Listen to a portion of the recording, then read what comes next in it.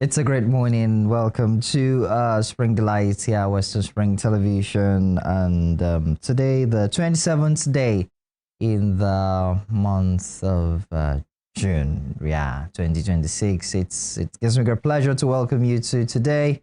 It's been a great week, a beautiful week, an exciting week, and well, bless God for life, bringing us to today. And today is going to be a delightful one here on Spring Delight to Western Spring Television, where we get to make your morning delightful, your weekend, as I always say, the start of your weekend delightful. My name is Olufemi Alagbe, and it gives me great pleasure to welcome you. And it's going to be an exciting and interesting time today, and we're going to have a beautiful ride together. Yesterday was World Drug Abuse Day, and we're going to be having conversation as regarding that very particular one there, International Day Against Drug Abuse and Illicit Trafficking, as we get to look at the World Drug Day, and we're going to have an interesting conversation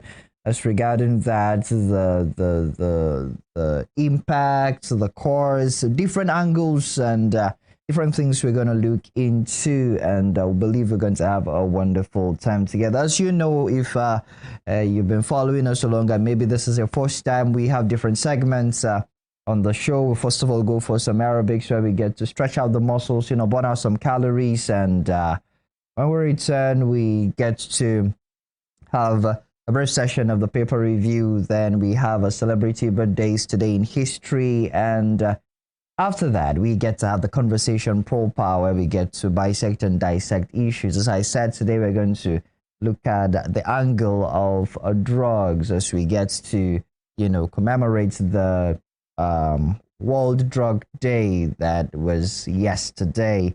And our guest will be right here in the studio with me to have that conversation together. But before then, let's really get to burn out some calories. Let's get to stretch out the muscles. Let's get to, exercise. And as I always say, don't just see it on be watching your screen.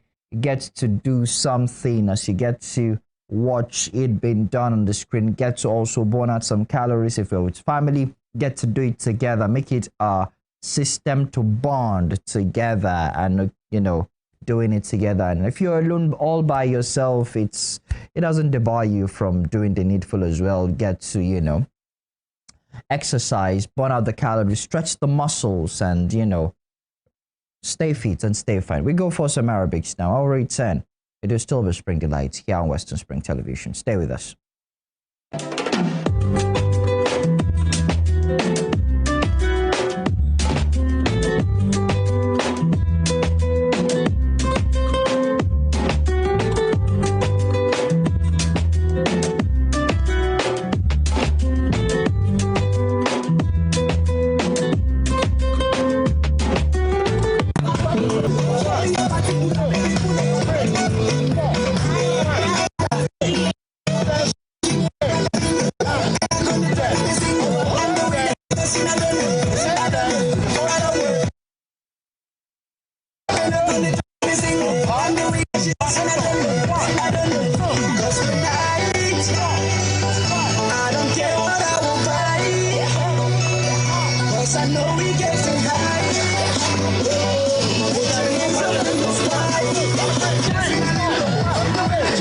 Yes, beautiful morning to you, amazing viewers at home. It is another beautiful Saturday morning. Here we are at Walk Div Event Center, and it is Gym O'Clock. What are you waiting for? Be a part of this amazing workout. It is interesting, and at the same time, you just get to burn out all the calories. I am going back for some aerobics, and you too, you should. ITBK and Jory, be right back. She's busting my brain. She got me moving again and again. She's selling my brains. I can never let go. I can never let go. She's making me back on the bingo. I'm not gonna be single. And the way that she's dancing, I don't know. She's making me back on the bingo. I'm not gonna be single.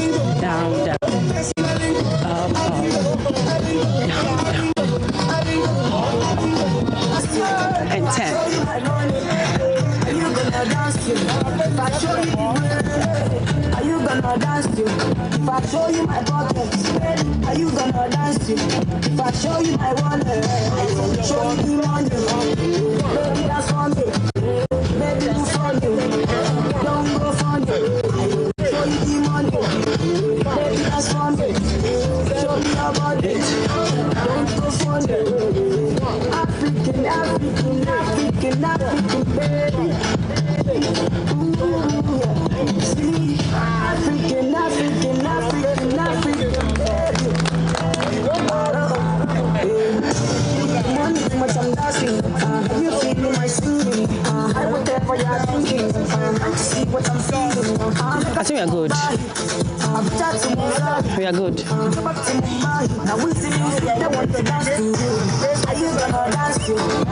Men, so what's this? Dessert. Are you gonna dance to? If I show you my pocket, are you gonna dance to? If I show you my wallet, I will show you the money. Baby, that's for you. Baby, move for you. Don't go for you. Show you the money. Baby, that's for you.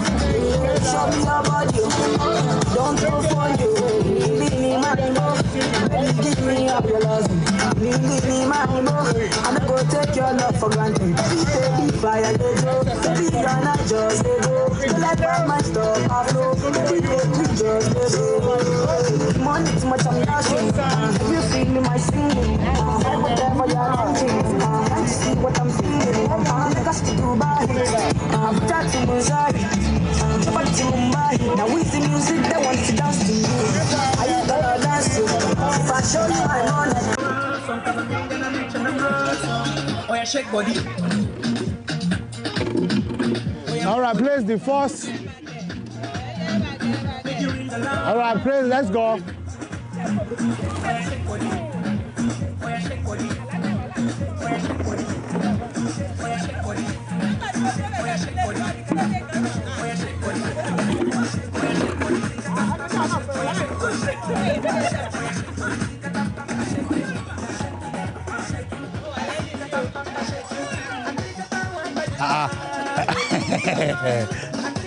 All right, it's your darling program again. Am I on? It's your darling program again. Spring Delights from your darling TV, Western Spring Television. We are here again. to make your Saturday more beautiful.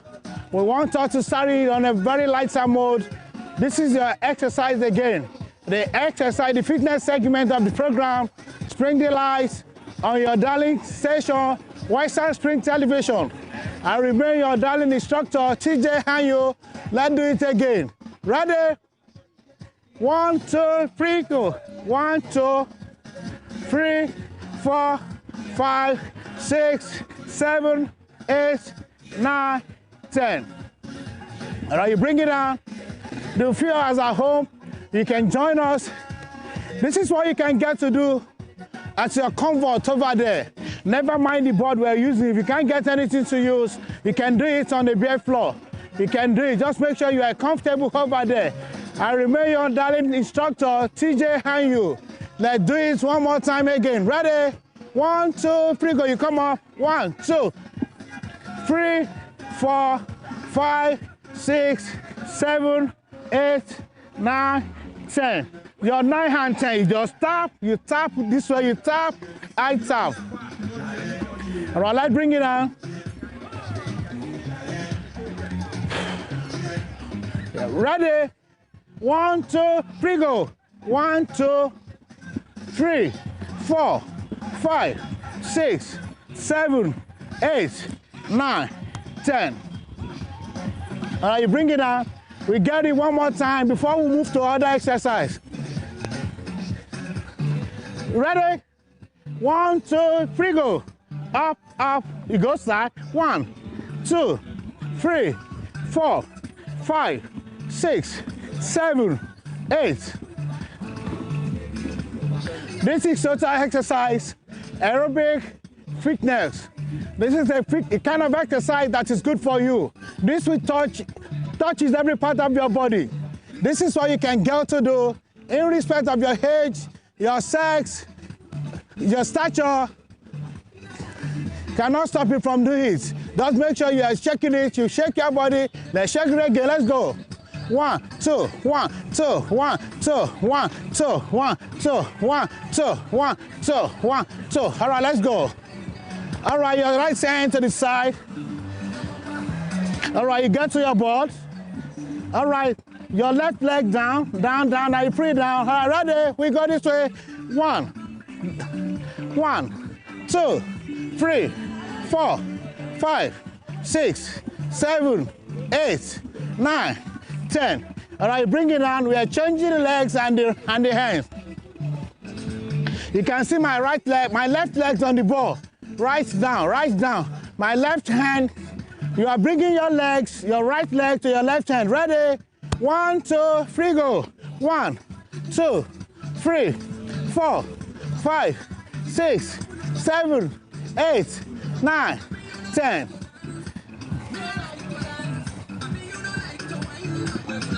All right, let's get aside. Ready, ready, outside. 1, 2, 3, go. 1, 1, 2. You can go low, you smile for the video. Let's go. 1, 2, 3, 4, 5, 6, 7, 8, 9, and 10. All right, from there we move to high knee pause, and this is how you get it. You just make sure you are moving your knees up. 1, 2, 3, 4, 5, 6, 7, 8, 9, 10. All right, the next 10, you hold your waist. Ready? 1, 2, 3, go. Just back, let's go. 1, 2, 3, 4, 5, 6, 7, 8, 9, 10.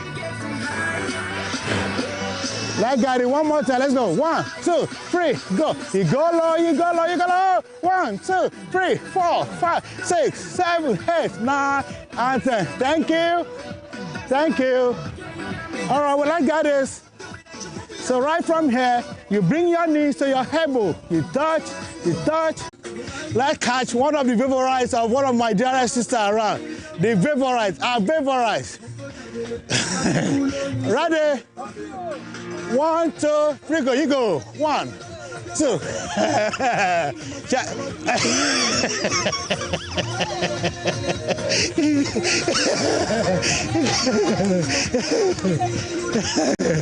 Biology, my two months. 1, 2, 3, 4. Energy. 5. Who is counting?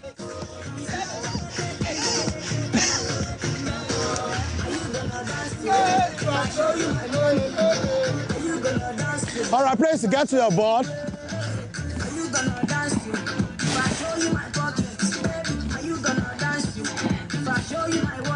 All right, from your board, take this up. 1, 2.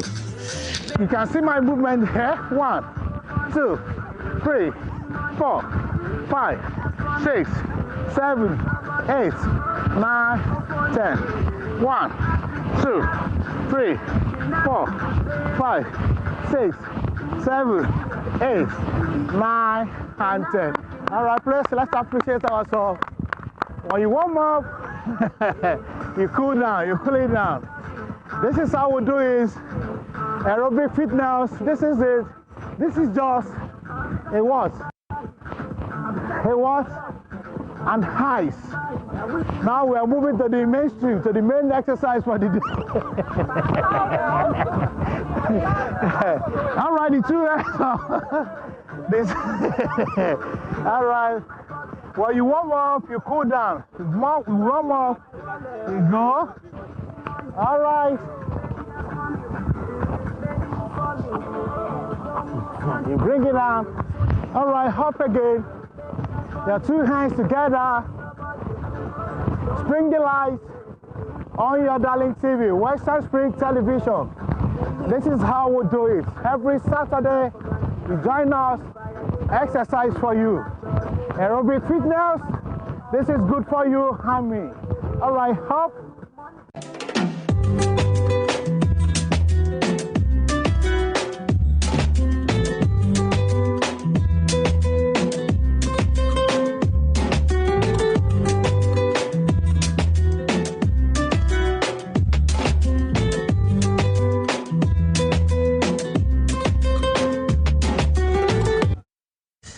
Yeah, you're welcome back, and thank you very much, Ajibike, for that. And shout out to TJ and you, our instructor, in that very segment there, talking about aerobics there. And I hope you enjoyed it. You had fun. You had a good time, you know, stretching out your muscles and, you know, all the jumping forward, backwards, you know, sideways and all that. And I hope you feel a lot better and you know, the calories have been burnt and you feel great. All right, let's move away from there. Let's get to check what is happening in on our dailies for the weekend. Let's get to just check and just gloss through some of the things happening over the weekend as we have them on our various papers for the weekend. And I will start with Weekend Trust this hour. Let's get to see what is happening to give us some information as we get to relax this weekend. On Weekend Trust, we have the banner headline saying,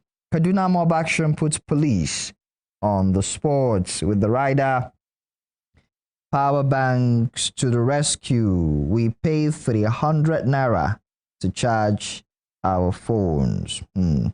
Okay, that's a very serious one there. Okay, sorry, the headline there, Kaduna Mob Action puts police on the sports. You can check the full details of that very particular story on page 4. Then below that, another story, just to clarify that, power bank to the rescue. We pay 300 naira to charge our phones. I think there's a report of in an area there where electricity is a big issue, a big challenge. You know, some people cannot relate. Some people have lights for over 24 hours now. They can't relate. While some persons are using they have to charge their phones for 300 naira, and you know, some are using power bank. I even wonder, you ask the question, even to charge the power bank, how do you get to charge it without electricity? So you still have to pay to charge your power bank. It is what it is. I hope we get to have it gets better as we move on, you know, talking about electricity in Nigeria. Below that, we have this talking about Zulum's 7-year of stalling performance. With 1,000 with the right. Below that, you have with 1,500 projects, Zulum is not slowing down. on his developmental stride in Borno State. Beside that, you have series of 151 out of 1,500 plus projects. Check page 6 for the details of that very particular one. Beside that, you have explanation, governance, empowerment, and poverty alleviation. 14 projects with the breakdown of everything like that, and you can see some pictures showing empowerment, showing grants and all that right there on the front page of Weekend Trust there. On the upper strip below the nameplates, you have State Police will take us back to the 60s. CP Shingham has that to say. To get the angle of that, check page 13 of Weekend Trust to get the opinion fully there. Beside that, talking politics, 2027, will Obi Kwankwaso be on the ballot? That's a question there. I'm talking about the issue with the latest judgment from the court as regards the registration of the NDC, which there is a lot of back and forth ongoing now as regards that. And beside it, UCH, a 69-year-old hospital living in its shadows. Oh, it is what it is there. For you to get a hand of that, check page 10 of the Weekend Trust to get to understand the, I don't know the word to use, like more like a deteriorating situation of a 69-year-old hospital now living in its shadows. What could have caused that? What could have happened? Check details of that particular piece there on the Weekend Trust on page 10 right there. And that's that on the Weekend Trust. Let's move away from there, away from the Weekend Trust to Saturday Punch. Saturday Punch for today, we have the banner headline talking about xenophobia. That's South Africa. 700 Nigerians stranded. A South Africa deadline looms. 700 Nigerians stranded. A South Africa deadline looms. With 2 riders there, Tinubu approved evacuation stalls over payment delay. And who is to be held responsible? We ask the question. Who is to be responsible for that? Officials blame administrative bottlenecks. So everybody's blaming one another now. Mr. President has approved evacuation order, but the payment has stalled the execution of that very particular order. And officials who are to carry out putting the blame on administrative bottlenecks. It is what it is. Above there on the upper strip, beside the nameplate, Olodo uprising. YC Pella feud sparks debate over education crisis, and it has become a very trending and viral thing on social media. Talking about this very particular Olodo uprising matter with regards to how education is not well celebrated. Intelligence, education is like not well appreciated as it should be, and a lot of angles have been coming. Different people have been wading in their opinions, airing their opinions on social media as regards that very particular Olodo uprising thing, with what YC has to say, talking about education not being accorded the attention it is meant to be accorded, and talking about the Yahoo culture, Pella culture, and a whole lot of that, and a lot of backlash have come to what YC has to say. And a lot of people have also come out to talk about it. Different influencers on social media are coming out to say things as regarding that very particular one, talking about Olodo uprising. However, it is what it is. Some people are seeing it as that is the state of Nigeria today. That is what we are, average Nigerians. I watched a particular influencer saying that an average Nigerian is an Olodo. People don't get to sit down again to study, to go through education. Everybody just want it in any way, anyhow. And if the influencer added the aspect of, with the advent of AI now, it's making Nigerians to get more lazy and not be able to stay to get, to study thoroughly. That we just get to put everything into AI and allow AI to do the work for Nigerians. However, it is what it is. That's an opinion there. Below the nameplate, we have talking politics. OB-PDP reject NDC registration, party set to appeal. OB-PDP reject NDC registration, party set to appeal. It is what it is, which brings us to the question that we had on Weekend Trust, saying, will Obi Kwankwaso be on the ballot? How long will this appeal go? And, getting to solve that before the 2027 elections. Below the banner headline, we have this talking about haunted mountains, how insecurity is emptying one's busy prayer sanctuaries. It's a whole lot talking about the issue of insecurity in our country, Nigeria, and it's looking as if everywhere is not safe at this time. And below that, a very sad story there. Police handed my wife to Kaduna mob, watched them burn her alive.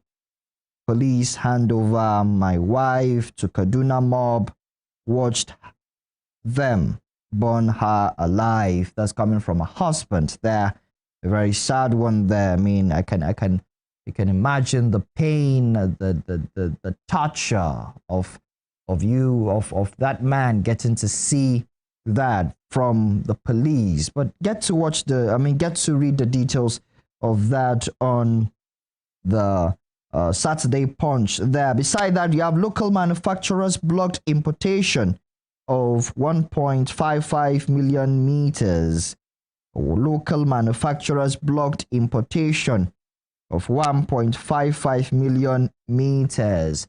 That's that. Check details of that on page on the Saturday Punch there on page 5 for the details of that very particular report there. And beside that, a very sad one again.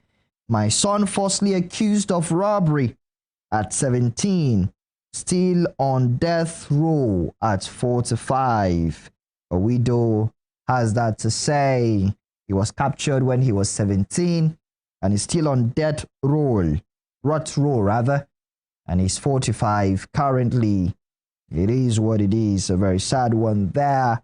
Falsely accused, as according to reports of the widow there. And on the bottom strip, we have this foreign story, the headline, Venezuela earthquake leaves 920 dead. That's at yesterday. We're having about 600 approximately, and now this morning it's about 900 people dead and 50,000 missing. A very serious one there. And that's that on that. Talking about Saturday Punch this morning. Let's move away from there and let's pick one more headline. One more paper.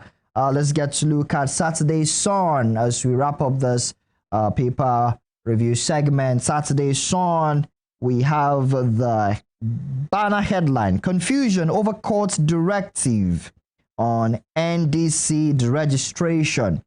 Confusion over court's directive on NDC registration. It's looking as if a lot is going on as regards NDC now with the latest court order. However, we have the rider, lawyers divided. Obi says party anticipated action will appeal judgment. That's coming from NDC.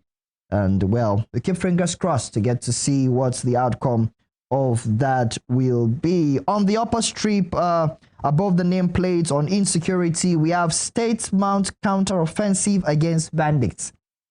States mount counteroffensive against bandits with the riders. Governors roll out security measures against terrorist kidnappers. Deploy more logistics. Troops rescue 53 hostages.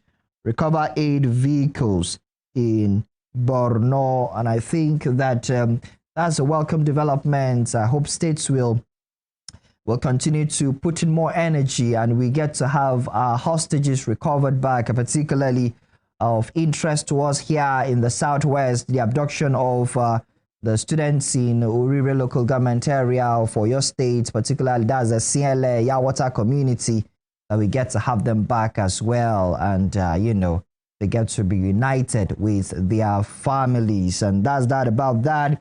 Still on the Saturday Sun, Lagos police nab man with suspected human hand gone. Imo drainage explosion kills 2 metal scavengers.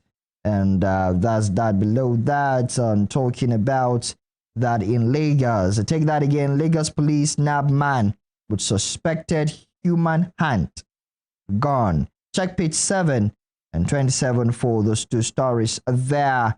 Beside that, you have how pastor flogged 13-year-old girl to death over missing 30,000 naira. That's a serious one there. With the rider below it, horsewhip was to discipline her. I never knew she'd die. That's what the cleric has to say. Very sad one there. But and from the mother with the rider, I asked pastor to counsel my little girl, but he killed her. The sad one that's coming from the deceased mom there. However, a very sad one there. A 13-year-old girl flogged to death, all because of 30,000 naira. Beside that, fight against terrorism. Adeboye Oyedepo thank Trump, called for more U.S. decisive action in Nigeria. Adeboye Oyedepo thank Trump, called for more U.S. decisive action in Nigeria. With the rider on Adeboye, thank God for Trump. He means business. On Oyedepo, my heart bleeds. Nigeria virtually at a brink of collapse. It is what it is there. And below the banner headline, we have Lagos. How we escaped death in collapsed building. That's coming from the survivors, talking about the building that collapsed. And right there in Lagos with the riders there. Minutes after I stepped out, I saw bodies of my friends being pulled out of rubble. 9 confirmed dead, 27 rescued. Sanwo-Olu orders arrest of property owner. Demolition of distressed structure. Talking about that, and it is what it is there. From there, lastly, from the Saturday Sun, we have this. I'll do body enhancement again if I have to. Etinosa Idemodia has that to say, and that's that from Saturday Sun. And on this point, this will wrap it up on the paper review segment here on Spring Delight, as we have them on our papers. Get to check those papers to get to have the details of the headlines as we brought it across to you. We go on this break for some celebrity birthdays now and today in history. In case today happens to be your birthday, or birthday happens to be in the course of the week, we celebrate you and we love you right here on Western Spring Television, on the show Spring Delight here, or on Western Spring Television. We go for some celebrity birthdays now and today in history. And in case you're your friend, your loved one, or you are celebrating your birthday, you can drop us a shout out there on our streaming platform there on Facebook at Western Spring Television, and our YouTube channel. We're streaming live there at Western Spring Television NG. Do not forget, we are on free TV as well as on Star Times channel 190 DTT. We go for some celebrity birthdays now and today in history. When we return, we'll get fully into the conversation. Stay with us.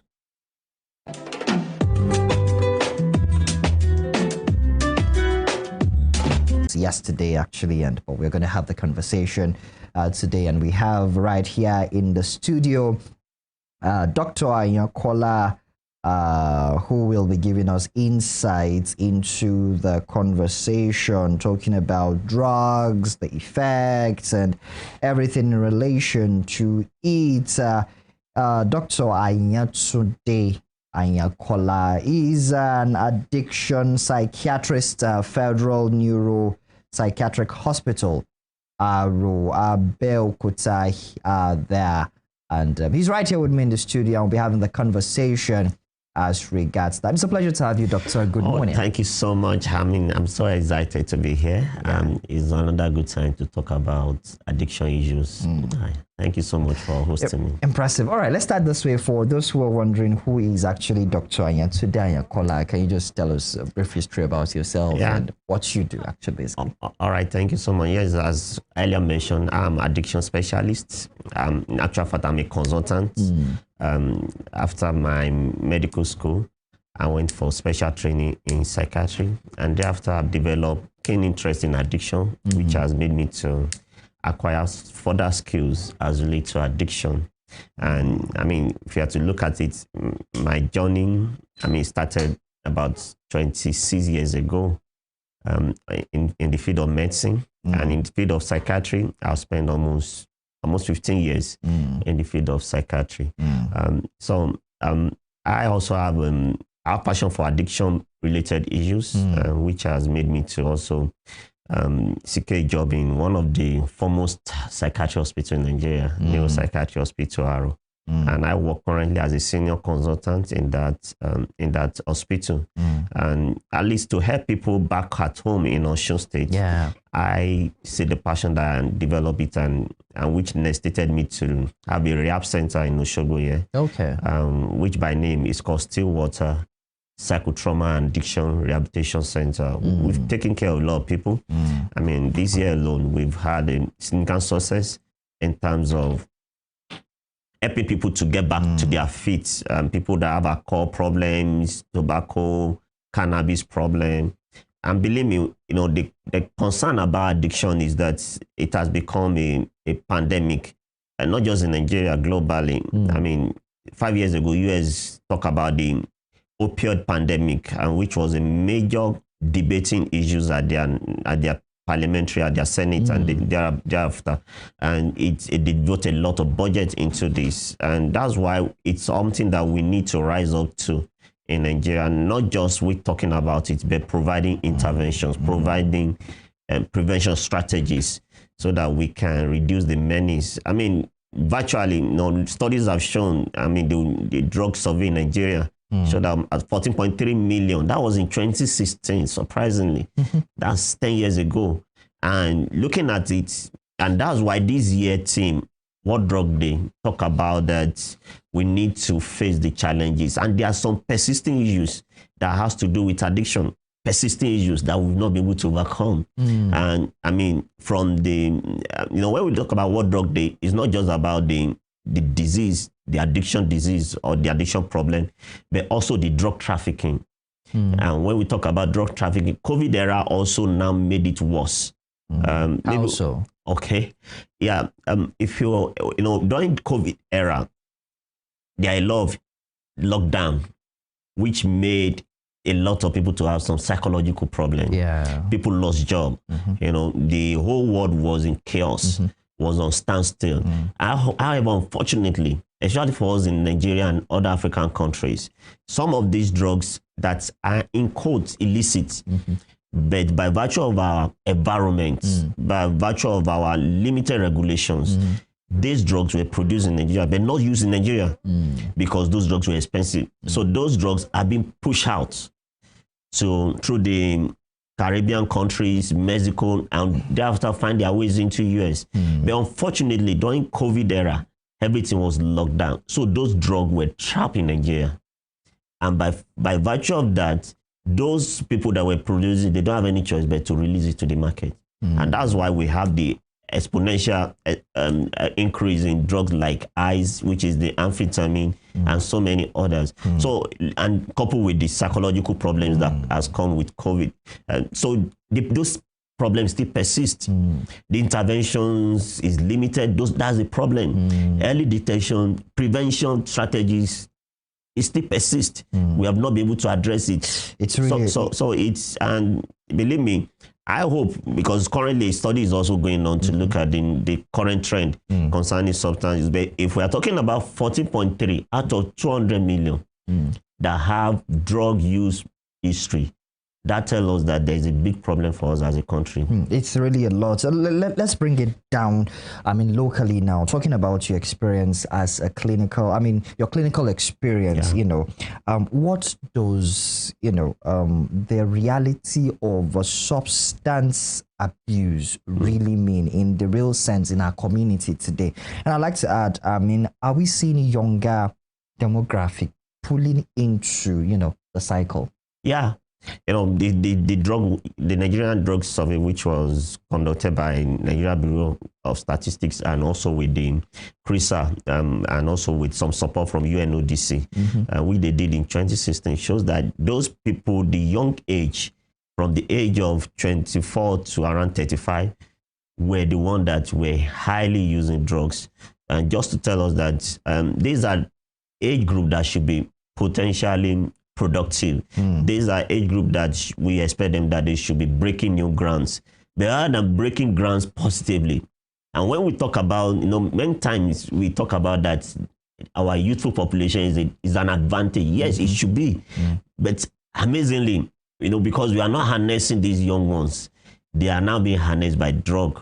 So I mean, if you go to any rehabilitation center, most of them are young guys, young school age. You see someone that gets to university, the parents are never aware. And unfortunately, over time, you find that the grades are dropping. Someone that did well in secondary school, gets to university, grades are dropping. And some of them could not finish. So when we're talking about the burden of substance use, the age group that are most affected are the young ones. And surprisingly, which a lot of us are not being concerned about and we're not giving a priority to, a lot of girls, a lot of females are now also into drug. So it's no more the thing for the male folks. No. That studies also point to it that's the reality. It says that 1 out of 4 of drug users are female. So if you have, let's assume we have that's 25%. If you do mathematics, if you have 100 people that use drugs, 25 out of them are females. And the challenge now is not just that they are female. Those that receive treatment is 1 out of 20. So a sizable number of our female are not receiving treatment. And believe me, maybe when we get to the prevention strategies, maybe we'll talk more about that. You see, addiction problem is like a generational problem.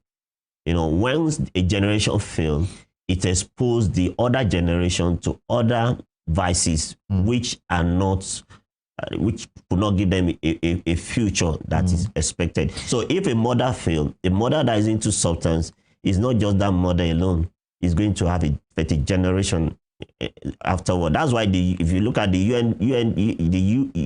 SDG, the SDG goals emphasize that the care of a female, of a woman, it goes a long way in saving the nation. One of my studies which I did, it points to all this, that you see, once a girl child or a female folks, once they are not having expected developmental life cycle, is going to rub on the next generation. A child that comes from a broken home, a child that is not well nurtured, a child that's been traumatized in various settings. Such are those things that makes people to be prone to drug use at the later end in their life. So it's a big problem. So if you need to put a lot of attention, we need to put a lot of attention on the young chap and also the female. Now, talking about the young child and female that you've just pointed out, we are living in an era of a serious economic hardship, and a lot of persons are using that substance, as a coping mechanism. However, comparing the aspect of coping mechanism and peer pressure, how can you relate those two angles together? How much of peer pressure influences young people and female now to go into drug abuse in relation to having it as a coping mechanism? Yeah, thank you so much. I love that question because we need to ask why do people get into drugs? there is this we call adverse childhood experiences. Okay. When a child growing up have been exposed to adverse childhood experiences, it makes them to be at risk of become addicted to drug use. Now, a child that was not well nurtured, probably while growing up, could not have a stable home. There is no sense of safety.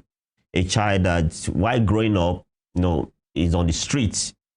Those are already giving him a sense of inferiority complex in such a way that we call it this esteem, his self-esteem is already going down. And that's when they are approached by other colleagues, despite they know that, yes, I shouldn't do this. But by virtue of the peers' influence, they want to mingle, they want to get involved. And the same with also curiosity. They want to experiment. They want to know how it feels like. And all these boys out from when a child didn't have a strong startup while growing up, probably because of traumatizing experiences, an unstable childhood, or no one to nurture a child to know that you can stand and do what is right at all times. And by so doing, peer influence rub on them. And if you look at peer influence, why not move them positively? The peer influence shouldn't be negative. But once you don't have that self-esteem, you don't have that sense of courage to tell your other colleagues that, no, what you are doing is wrong, it's rub on them and they come into that. So when we look at peer influence and you mentioned about that. I'm talking about coping mechanism. Yeah. At various stages in life, there are some people at the early age is peer influence.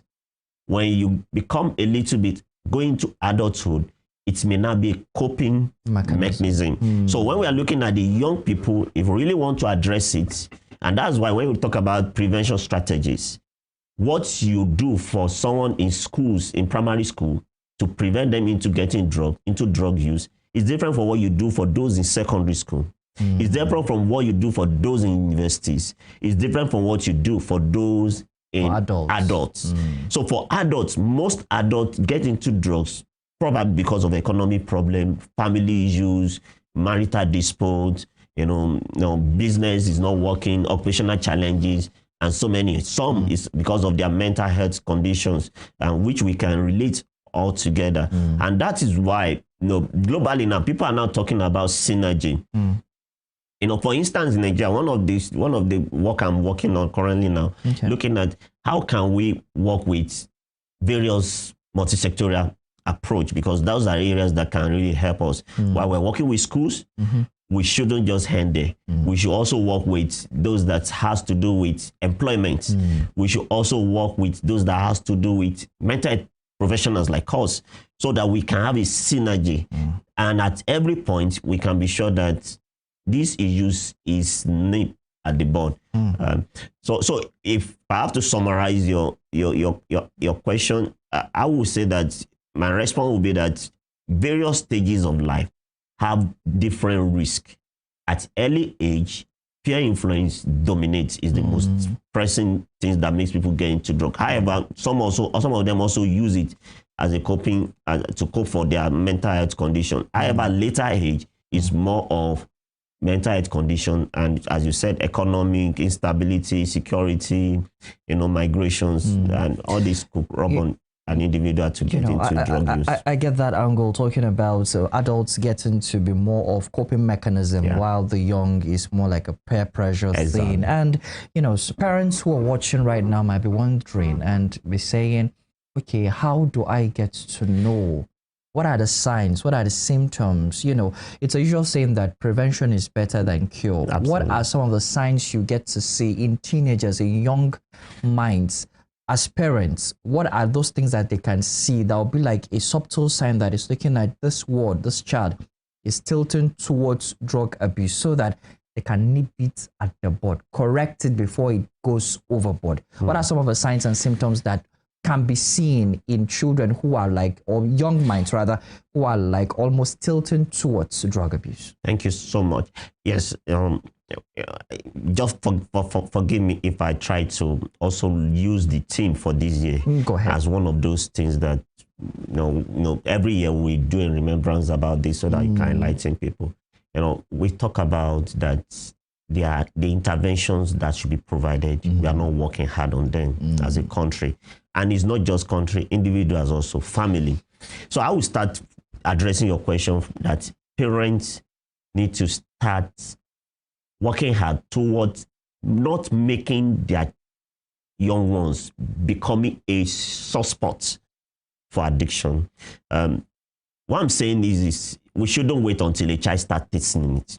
And that's why we talk about the ACE strategies, which is adverse child experiences, prevention strategies, emphasize that a child needs a stable environment. A child needs a safe environment. And a child needs adequate nurturing. And when we talk about safety, we're talking about, there's this we call CAN, that childhood adversity and neglect. And when we talk about childhood adversity and neglect, we are relating it to child abuse. Child abuse can now be physical, emotional, or sexual. That we should do all we can to ensure that our child doesn't have this. We should try to avoid our child emotionally being neglected or physically being neglected. And also when we're talking about stability, there's nothing like a child growing up in a stable home. And when we talk about a stable home, that the parents are together as much as possible. A child is not exposed to violence, intimate violence at home. A child is not exposed to his father seeing his father drunk or using drug. We shouldn't see a situation whereby the father is absent from the home or the mother is absent. And now when we're talking about nurturing is also key. A child should be able to see his father as a role model. This gives a child a good start point. Let me give an instance in UK. Okay. From more than 10 years ago, they have programs. They call it Starting Kids. Okay. So they have a program that all child, they ensure that they start well. They ensure that child abuse is minimal as much as possible. They also have strengthening families, that if a family is going through a turbulent time, the government comes to help them. Not because about the family alone, because they are concerned about the next generation, those kids. Because believe me, the brain is such a, whatever happens around the brain, it's soaking. I used to give an instance. You can't expect a child that grew up in the streets, that day by day he sees people fighting, day by day he sees people smoking, and you are now surprised that he's smoking. It's just what he sees. That's his norms. So we can't make the norms becomes what is abnormal. We can't make it the norms, normal thing, and we expect that we should have a different result. So we need to have a family that is strong for a child to start well. Now, once we have done that, yes, for one reason or the other, we will still have some that we, despite their parents have done all they should. Like exceptional cases. Yes, exceptional cases. Now, there are some soft signs that you start seeing. What kind of people are you working with? Your young ones. Once you notice your young ones have, many times, because I consult in other places too, by the time they start narrating, they will now remember, yes, I noticed that he started working with this boy. Once you notice your boy, your girl is moving with some friends that are not pro-social, are not pro-sobriety, and not people that are looking towards a future, dreams and achieving their aspirations, that's a pointer that probably this boy or this girl may have started using. When a child started, giving you some attitude, which are unusual of him, when you get to his school and you find out that his performance in school is dropping, these are warning signs, these are flags that you start seeing. Now, when you now see that his behavior changes, or the way he spend money changes, or he starts, everybody has their routines. You see that his routine is changing, then these are things that can cause for concern. And now, once he starts using, you need to check his rooms. Maybe you see some leftovers, or you perceive odors, or you see in his behavior, on his physiological look, these are pointed that probably this child might have, or this young chap might have started using drugs. And that moment, a lot of time also because of the surprise and the shock, it may becomes difficult to manage, because once the child also knows that he can't open up to his parents, he start hiding, and he will start looking for opportunity to cover up. And before you know it, and that's why I encourage parents that say you should be at some point, you should be a disciplinary for your child, but after a while, they should become your friends, that they can disclose to you, even when they make mistakes, even when they mess up, they should be eager to walk up to you. They should be eager to disclose to you. So I will summarize by saying that if we really want to prevent addiction, it starts from individuals. We need to help our kids as early as possible to understand what addiction is. They should understand what this drug can do. They should understand the likely implications. And likewise, families, we need to strengthen our families. And then from there, we can strengthen the community. And then as a nation, we can work together to have as much as possible, curb the menace of addiction or drug abuse. Thank you very much, Doctor. It has really been an insightful one. I was asking about the aspect of parenting, but I like the aspect where you made it broader. It's just beyond the family alone. But family is very essential in all of this, because the family makes up the larger society. Absolutely. So as much as the family make the family environment conducive for the child, Exactly. and the child is having the accessibility to open up, that will also help the larger community to embrace such a child to be able to do more. I've been conversing and talking about the issue of World Drug Day, talking about addiction, drug abuse with Dr. Anyatsuda Kola. He's a consultant as well as an addiction psychiatrist, and been conversing, talking about the effect to what leads to drug abuse, the addictions and all that. However, before we get to look at solutions and talking about stigmatization and all of that around that, we could go on this break to get to have some spring facts and delicacies. My work, my pride, I beg your pardon. We get to go on this break, and when we return, it will still be a further conversation talking about solutions, because it's not enough to state a problem, to see a problem without profiling a solution. When we return, we get to look at some solutions. Stay with us.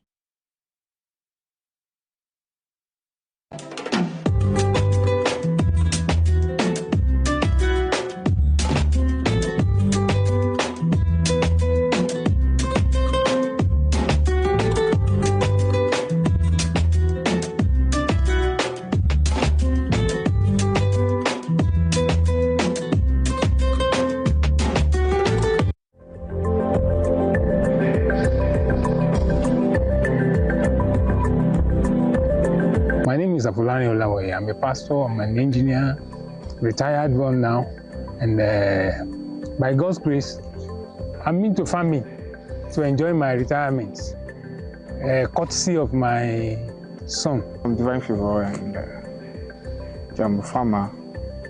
I'm also a musician. My stage name is Secret Player. Yeah.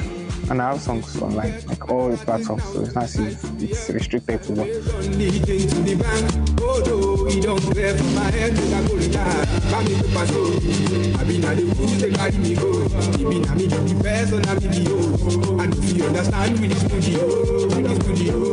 But it's easy combining both together, because you have a good friend, like I said.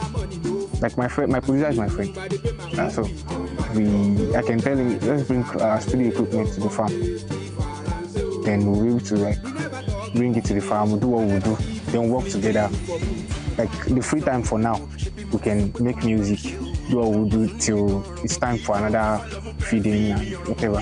There are so many times that I'll be in the farm and something will just come into my head. And thank God for technology, I have my phone, so I'll be able to record it. And I think there was a time that my producer came here and he used one of the poetry sounds for one of our beats. So it's always like that, but it depends on your mood. But being in a quiet place will definitely foster different imaginations, different things for you to bring on. Farming business, okay, maybe because of my age, I'm not thinking of seeing so many new things, but this place, farming give you peace. Nobody threatened you. I will sack you. Your salary is delayed. No. It is what you do that you get. Garbage in, garbage out. That is it. So, but give peace and then little stress. It's a good form of exercise to me. For me, it's a good form of exercise. Instead of just chasing the shadows, I can always chase my birds, chase the pigs, and then by the time I finish, I find out that all the body exercise, all the body parts has been exercised. On this farm, right now on this farm, we have the poultry. That is, we have the layers, we also do broilers, but you know, broilers business is always intermittent. Then we do piggery. On the crop side, we have plantains. We make feeds. We can do, initially we are compounding from 0 level, but since development is now coming, we find it easy to use concentrates, and then we just augment that. We have a mill. We have a crusher, so that means we can crush the bone meal, we can crush the maize, and PKC if we need it. Okay, we can crush it, and then we have the mixer. We'll do the mixing together. That's how we get our meal for now. And then for the poultry, that is the layers which we have now, we'll find it easy to do the compounding then, since we don't have so much layers now, about say 800 layers now, and though there are room for expansion, but the workforce is always the problem, the major problem we have here. You don't have to work more than what you yourself can bear. I still prefer probably because I learned more and we spent more on learning 1 or 2 about fisheries and aquaculture. But that's my best part. But due to the environmental factors and all, we can't continue the fishery part for now. There's hardly any fish pond that is surviving around here because alligators are. I think there was a funny day like that myself and my son, despite that we put net there, we just found out something was struggling there. So I said, okay, go and bring cutlass, go and bring, say, it could be snake, it could be something. But when we got there, we found out this is alligator. Before we will come, we look on there, we just had goo in the water in the pool. By the time we look, we counted about 8 heads of alligator. And there we have our fish. Nets was there. But then, if the nets has been the old nets, maybe we would not have. What we have now is, they tell you, modern the technology. What we have, the weight of an alligator can tear the net itself. It can disturb snake, but the weight of alligator. So that's why we have to just pipe low on fish ponds. You've seen the ones we have. We are unable to make much out of it. You don't get staff easily here. You might get staff for a week or 2. Just know that's your resting period. After that week or 2, you might not find that staff again. I think when you get a staff for a month, you should first have that mindset that the next month, after collecting his salary, he or she is not coming back again. So, but if the person comes back, then definitely you found the one, because it's very rare to find workers here. But then the power is another thing. Because right here, We are using generator, diesel, the issue of diesel at times. If we are unable to get good diesel here, we have to go to Oshobo to go and buy diesel. So that you will not use adulterated one, because if you have to service any of your equipment, you still depend on Oshobo. So it's like we moving from here, anything we need, Oshobo, anything we need, which is not too good. But assuming we have light, things would have been better. I think in the old phone, everybody uses just one face, and that one face is either the way Fela puts it, they go, they come. If they come, they go. That is it. Go light is small, go light it off. That is what we have. That is what we have in Nifon. So I just believe if government will help us, then we will be able to do better on that. Hello, I'm Divine Favor. You can call me Secret Player. My name is Afolani Olawoye. I'm a farmer and a musician. Farming is my work. I love my work. My work is my pride.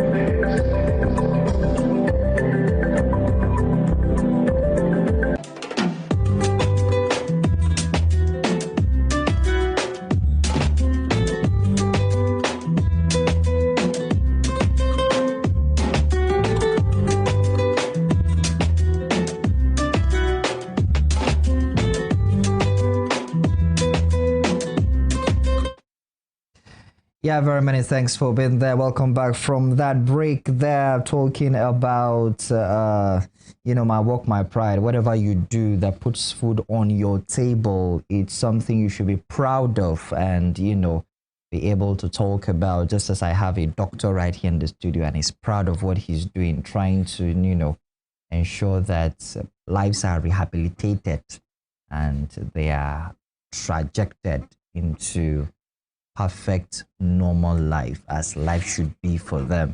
And as I always say, as we always say here, especially I and Ajibike, we are journalists. Talking is our job and we are proud to be, let me say, talkers. Let me put it that way. All right, that's not the conversation around that. That's just on a sideline there. Back to the discussion. And I've still got Dr. Ayan today, Kola, right here in the studio. We've had a lot to say about what is leading to drug addiction and abuse, and with a lot of different figures. However, this time around, let's get to talk about solutions. What is the way forward? And previously we're talking about what are some of the symptoms you get to see, especially as parents. What are the signs you see? And doctor was talking about creating a conducive environment. First of all, you have a role to play as a parent. Create a conducive environment for your children. Be friends with them. Just let it not just be parent and child relationship. Let them see you as a friend that they can open up to.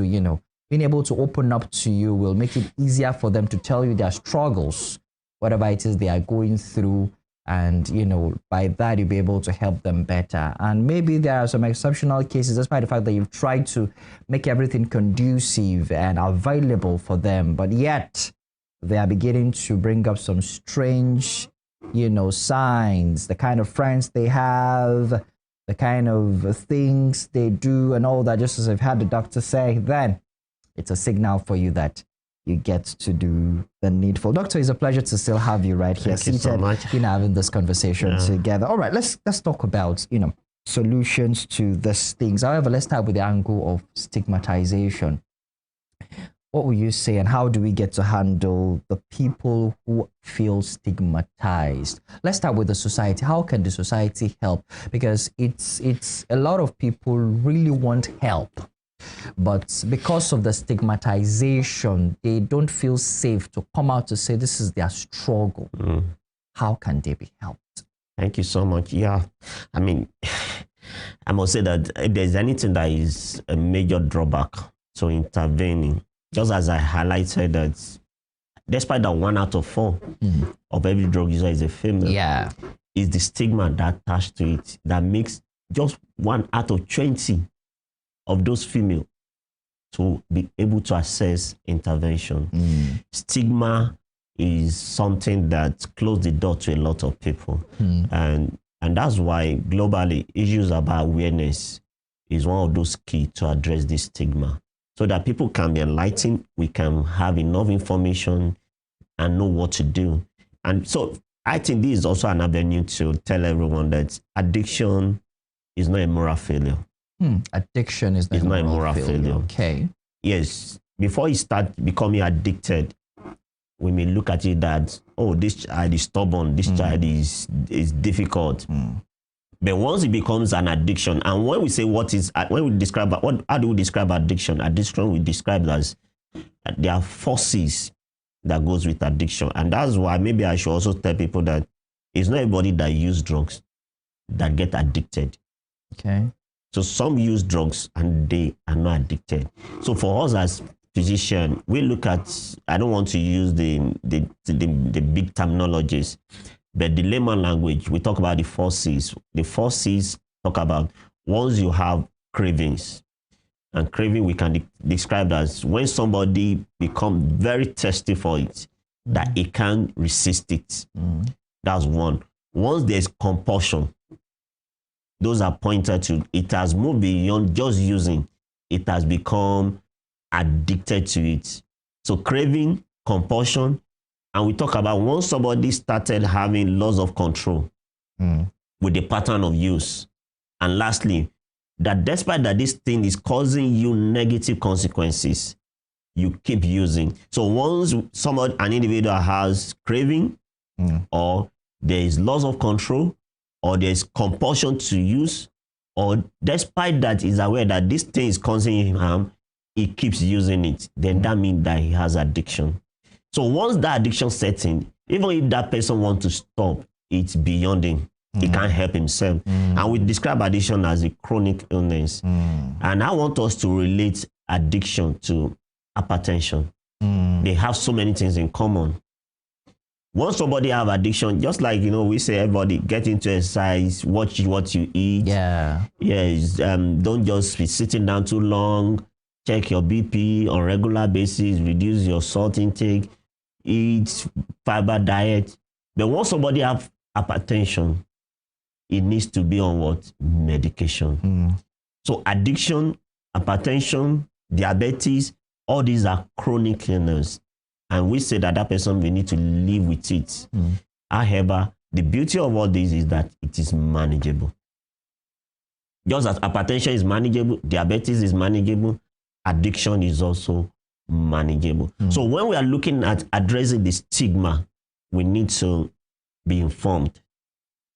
And let no one assume because somebody can do without this substance. Peradventure, if at the point that he can do with it, you can let him know that you choose to. But once he gets to the point that he can't do without it, you have said it over and over. He also has expressed his desire to stop, but he keeps falling into it. Then that person needs some extra help.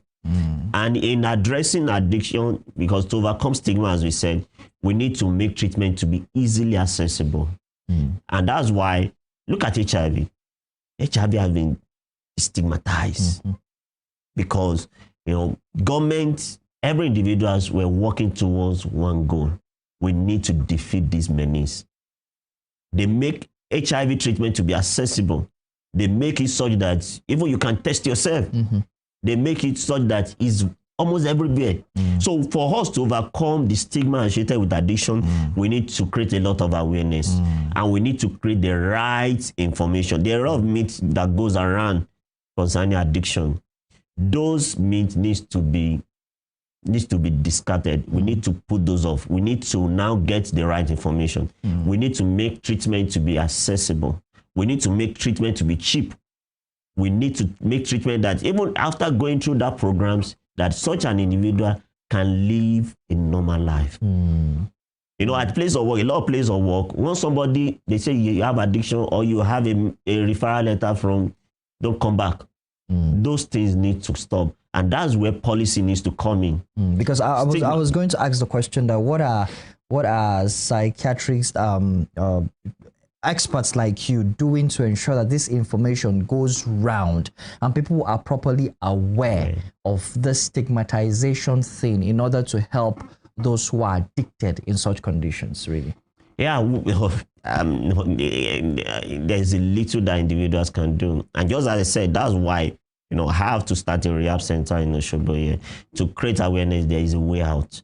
All hope is not lost. And we make it such that it's readily available. I'm aware that Association of Psychiatry of Nigeria, we do a lot of publicity, we do a lot of awareness. Where I work also, this yesterday there was a school outreach program. Yearly we do that. We do debates, especially to catch them young, to inform people as much as possible. And I must give kudos to Western Spring Television for also inviting us and giving us this platform also to create this awareness. People need to be informed.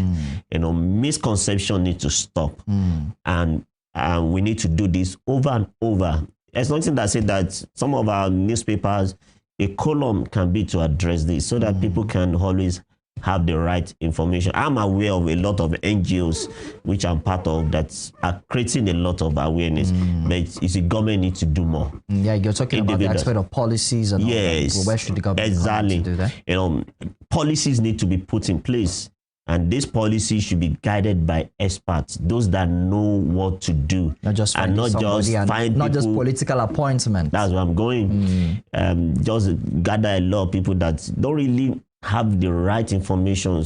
I'm part of the, at Abuja, we're looking at the treatment facilities. Something like that needs to, that you invite the professionals that know what to do, that know how to address it, that they are the one to design these policies. There's going to be something that burning issues at national assemblies that will be debated on.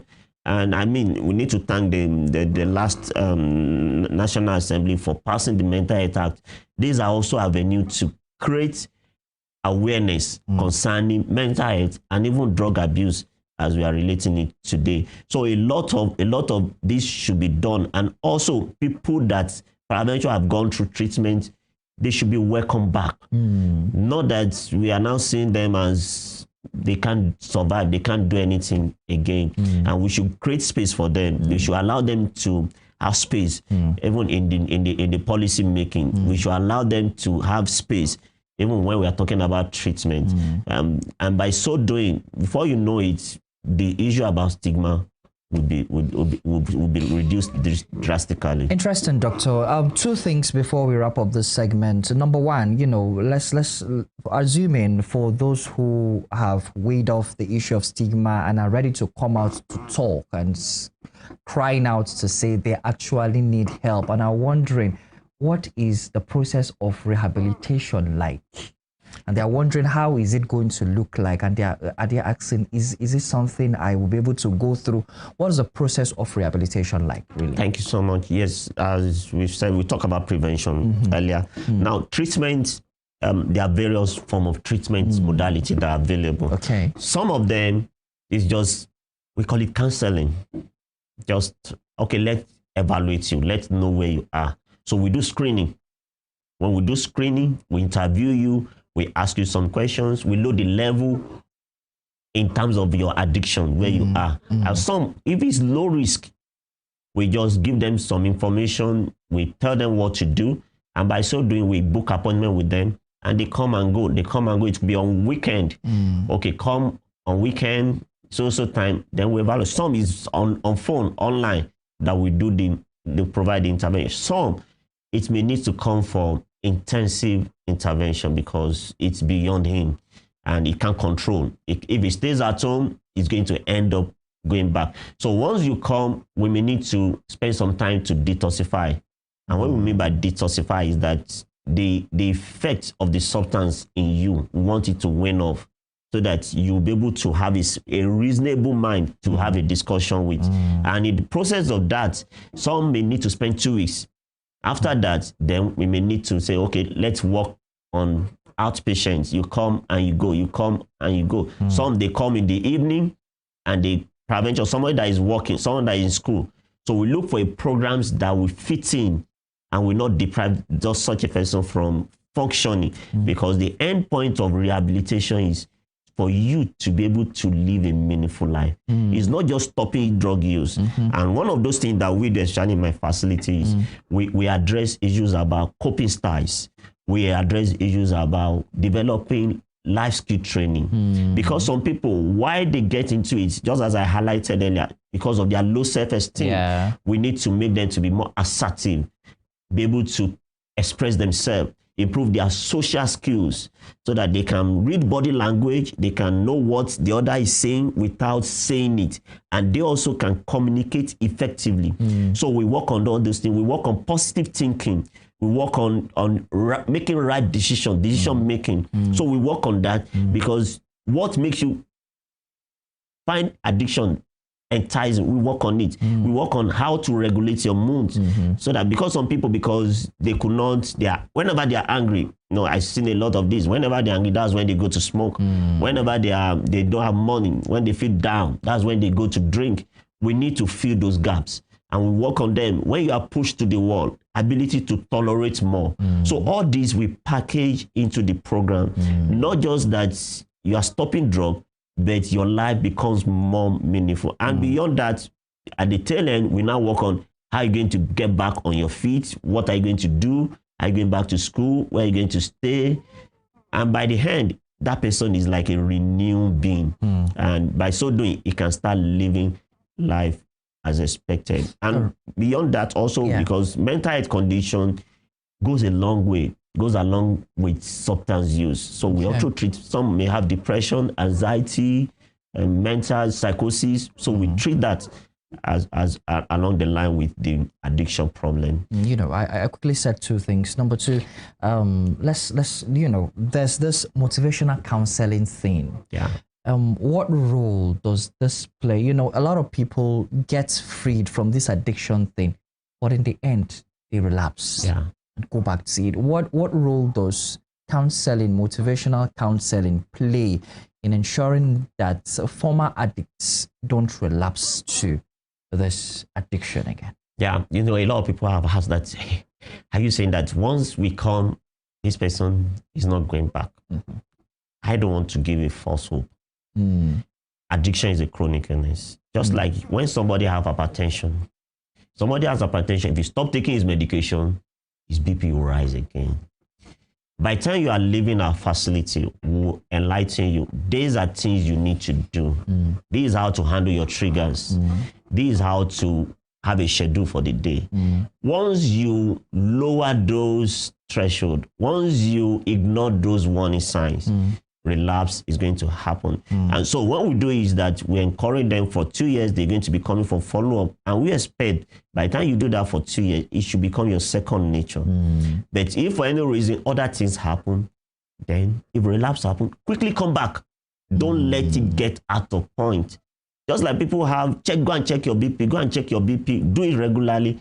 Once you notice that things are not going, then quickly come back. Then we'll do some adjustment, and you get back on your... So it's more like the person also having a conscious effort on the person's part, not just allowing others to help you out. You yourself needs a conscious effort to ensure that you are safe. We call it self-help. You need to help yourself. So you need to put effort to it. Now, when we talk about motivational, we call it motivational interview or motivational enhancements and therapies, because for one reason or the other, some people are not aware of the problem they have. So we want to move them to a sense of being aware and doing something about it. You will see a lot of people will say, I don't think it's a problem. I don't think I should stop. So motivational interview focus on this. How can we move you from, we call it pre-contemplating state to become taking action towards your recovery. And it involves some stages, some process, which is only the specialists that can really do. Impressive. But I want to say that there is hope for people that have addiction. But the first thing is go and see knowledgeable experts that work with evidence-based intervention. There is hope for anyone who is having that. But importantly, you have to see the right person, see experts. You cannot just say you will stay on your own to get it done. You need help. And whenever you discover that you need help, then seek for help in the right place. That's been a very interesting conversation with you, Dr. Ayantunde Ayankola. Thank you very much for giving us insight as to, drug abuse, the addicts, and how to find a solution out of it. Once again, thank you very much for coming. Thank you so much. And I want to say that Osun State, we have a rehab center in Osun State. So don't let us deny ourselves of this. At least I'm aware of the one at Federal Housing Estate. Okay. Stillwater Rehab is open to everyone. You can give a call to them. You can check online, and they are willing to take you in. So once you just type of Stillwater's Rehab online, exactly, the full information will be displayed. Yes. Very many thanks once again, Doctor, for that. And I hope that is settles that, talking about it has addressed parents, your role on what to do for your words, and for any addict person there, or you're already seeing symptoms and signs, there is solution. Do not feel that is the end of life. You get to do the needful and to stay and have a normal life. And this will be wrapping it up on this segment, talking about the conversation with Dr. Ayankola. Today we go on this break, and by the way, this is where also we'll be wrapping it up and saying my byes on the show before we bring you spring delicacies and spring fruits and all that and every other thing as well, them rolling up for us. And most importantly, in all you do, ensure that you create a safe space, number one, for yourself. Create a happy family for yourself. Make sure that as parents and children, create a friendship level so that they can open up to you. You've heard the doctor say that, and a whole lot of things. And in case you have an addict around you, or in case you are the one, there is still hope for you. Go for the right treatment, the right rehabilitation process, so that your life can be normalized. And this will be wrapping it up until next week again, to come again on the show Spring the Light on Western Spring Television. I remain your host, Olufemi Alebe. Bye for now.